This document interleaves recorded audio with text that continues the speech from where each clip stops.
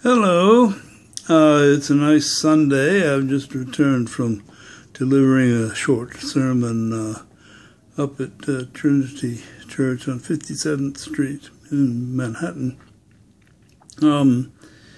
It's a church where Bob Helm and Al Carmines were ministers, and it's a welcoming church, let's put it that way. People there are not creedal messianists. And in speaking, I talked about what I talk about in the video, Readnth, in this triadic philosophy series, the 7 keywords of triadic philosophy.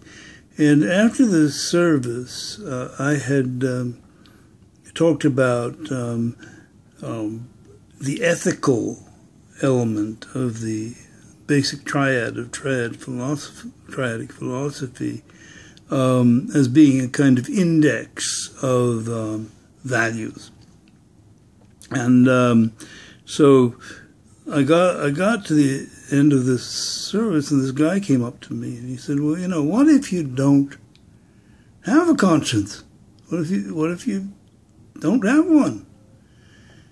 And my response was, look, you do have a conscience. It's inside you. It's these values exist within you, whether you access them or not. Tolerance, helpfulness, democracy, non-idolatry. Those are the 4 universal terms that I use to denote ethics, the things you should consider when you consider acting. And I kind of went back and forth with him, but then I began to think, how many people are there out there who really would maintain they don't have a conscience? And certainly not a judgment on people. It may be a fact, and it may also be an indication that our society is so tied to therapy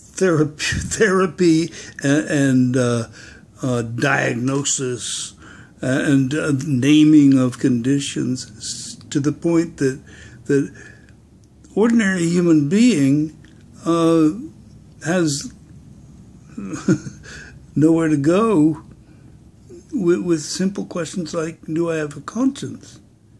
And I maintain that everyone has within them universal values, and that they can get in touch with this under my heading is ethics.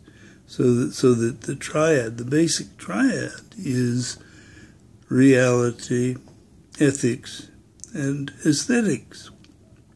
If you just take those words, you can whisk through these triadic philosophy videos as they increase in number, and you can find emendations of them. But all this does is suggest to me that I'm onto something. Onto something that transcends and moves beyond the structures of our current society. There's so much simpler than is made out in society, and you have people who are sort of middle class, upper middle class, and such, can afford to avail themselves of all the blandishments of services that are offered to get the psyche polished up for living, whatever. But most people can't, and people will less and less be able to afford this. And quite frankly, I think we can get a higher quality of analysis if we look beyond the sense of necessity that if you have a problem, you have to go get an expert to solve it. Well, maybe you do, and maybe you don't. And with that, I say so long.